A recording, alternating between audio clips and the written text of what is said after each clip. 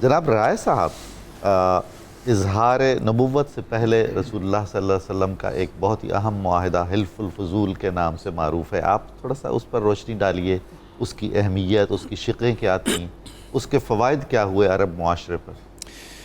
بہت شکریہ جی، بہت مہربانی. تعارف میرا آپ نے بڑا صحیح کروایا ہے. لوگوں کو لگے گا کہ یہ کمشنر کیوں نہیں مانتے. اصل یہ ہے جی کہ یہ کتاب ہے سیرت النبی صلی اللہ علیہ وآلہ وسلم، یہ میں نے تحریر کی ہے. تو میرا یہی تعارف ہے کہ وہ ہے نا کہ گدائے مصطفیٰ، سبحان اللہ، بس یہی میرا تعارف ہے صلی اللہ علیہ وآلہ وسلم. اچھا، میں حلف الفضول سے پہلے جو ایک انٹرو میں آپ نے ایک نقطہ اٹھایا ہے وہ بہت ہی کمال کا ہے، اور یہ میں پوری ایمانداری سے کہہ رہا ہوں، کم از کم میں نے اس سے پہلے یہ کسی ڈسکشن میں نہ سنا ہے نہ میں نے پڑھا ہے. دیر فور یہ کریڈٹ آپ کو جاتا ہے، لیکن اب میں تھوڑی اس کی وضاحت کرتا ہوں. اچھا، ذرا کھل کے کریڈٹ دینا. میں دیتا رہوں گا. اچھا، اس طرح سے ہے کہ آپ نے جو فرمایا نا کہ ان جتنے بھی یہ معاہدے، حلف الفضول ہے، آگے چارٹر آف مدینہ ہے، میثاق مدینہ ہے، صلح حدیبیہ ہے، قبیلوں کے ساتھ بے شمار، ان سب کی جو ایک زبان ہے یہ قانونی معاہدے ہے نا. معاہدہ یہی ہوتا ہے نا کہ آپ اور میں یا مولانا صاحب، مفتی صاحب، ہم کسی بات پہ ایگری کر جائیں، ٹھیک ہے، وہ ایک معاہدہ ہو گیا. زبانی بھی ہو سکتا ہے، تحریری بھی ہو سکتا ہے. یہ جس پہ کانٹریکٹ ایکٹ اور ساری دنیا اس وقت چل رہی ہے. اچھا، یہی ایگریمنٹ ہے. اچھا، زبان کا دیکھیں، اور یہ بات ابھی میرے دماغ میں آئی کیونکہ آپ نے یہ نقطہ اٹھایا، تو میں اس سے پہلے پوری کتاب لکھتے بھی میرے دماغ میں یہ بات نہیں آئی.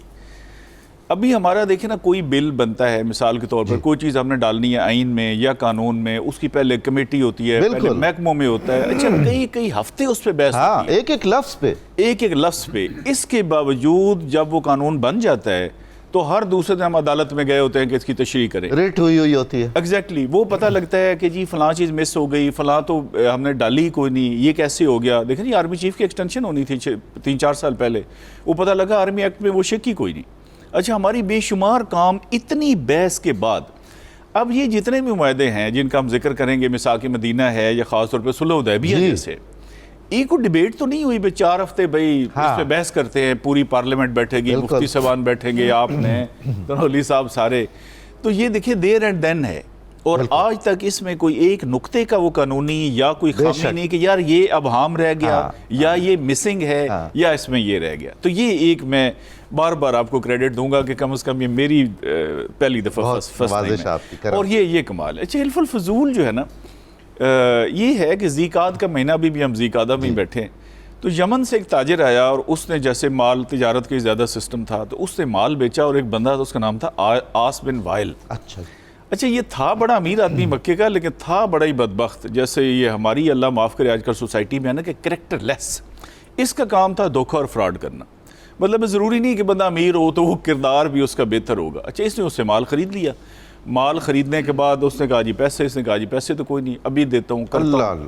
اچھا، وہ بیچارہ ادھر بھاگ ادھر بھاگ. اب اس طرح کا سوشل میڈیا یا عدالتی نظام تو تھا، پردیسی بھی تھا، بے کس بھی تھا. وہ ابو قبیس کے پہاڑ پہ چڑھ گیا اور اس نے ایسے دکھ سے اور غم سے نا شیروں کی صورت میں اپنی داستان بیان کی مکے والوں سے کہ کوئی میری مدد کرے. تو اس پر جو ہے نا حضور اکرم صلی اللہ علیہ وآلہ وسلم اور کچھ اور لوگ وہ حضرت عبداللہ بن جدعان کے مکان پہ جمع ہوئے. اچھا. اور حضور اکرم صلی اللہ علیہ وسلم کے چچا جو تھے نا حضرت زبیر رضی اللہ تعالیٰ عنہ، ان کا اس میں بہت کلیدی رول تھا. ماشاءاللہ. اچھا، اب وہ دیکھیں کہ اکٹھ ہوتا ہے، اور اکٹھ کس بات پہ ہوتا ہے؟ اکٹھ اس بات پہ ہوتا ہے کہ ہر صورت میں مظلوم کی مدد کریں. سبحان اللہ، کیا کہنا ہے. بے شک سامنے ہمارا اپنا رشتہ دار کوئی کیوں نہ کھڑا ہو، یہ ایک بات طے کی. اب دیکھیں نا، یہ آپ چھوٹی عدالتوں سے لے کر سپریم کورٹ تک، سپریم کورٹ سے لے کر اقوام متحدہ تک، یہی ہے نا کہ مظلوم کے ساتھ بھی کھڑے ہوں. بالکل. یہ بیسیکلی اس کی ابتدا ہے اسلام نے جو بالکل ایک باقاعدہ معاہدے کی شکل میں. بے شک. آقا کریم صلی اللہ علیہ وسلم کی عمر مبارک اس وقت ظاہری عمر جو ہے وہ 20 سال تھی، اور آپ صلی اللہ علیہ وسلم بہت بعد میں بھی خوش ہوتے تھے کہ اس طرح کا کوئی معاہدہ ہو. اچھا، اس کا اثر کیا ہوا کہ جب یہ پریشر پڑا، لیکن یہی چیز سورۃ الحجرات میں اللہ تعالیٰ نے فرمایا کہ یہ جو ہم کہتے ہیں یہ میں تو نیوٹرل ہوں، مفتی صاحب اور آپ کا جھگڑا ہو گیا، میں اور تنولی صاحب نے کہا جی آپ اور اپنا جھگڑا مفتی صاحب کا کروائیں، میرا ان سے بڑے اچھے مراسم ہیں. بنتا نہیں ہے.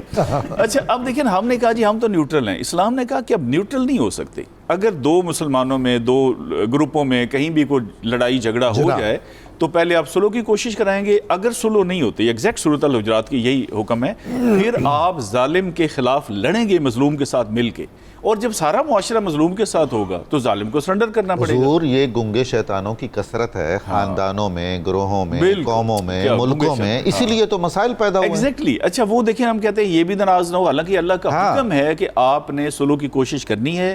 اگر وہ سلو بندہ نہیں کرتا, اچھا پھر اللہ کو پتہ ہے انسان کی نیچر کا کہ جب سارے ایک طرف ہو جائیں گے مظلوم کے ساتھ کو سرنڈر, پھر اللہ نے فرمایا کہ جب وہ سرنڈر کرے پھر اپنا غصہ نہیں نکالنا, انصاف کے ساتھ ان میں سلو کراؤ. صاف اور احسان, یہ ساری وہ بنیادیں معاشرے کی رکھی جا رہی ہیں. اچھا اس سے ہوا یہ کہ وہ عاصم بن وائل کو پھر جو مال ہے وہ واپس کرنا پڑا. اچھا طاقتور ترین آدمی کو سرنڈر کرنا پڑا. اچھا ایک نکتہ میں آپ کو بڑا اس میں مزے کا بتاتا ہوں کہ میں نے عرض کیا کہ اس معاہدہ کرانے میں حضرت زبیر رضی اللہ تعالیٰ عنہ جو کہ رسول اللہ صلی اللہ علیہ وسلم کے چچا تھے, ان کا بڑا کلیدی کردار تھا.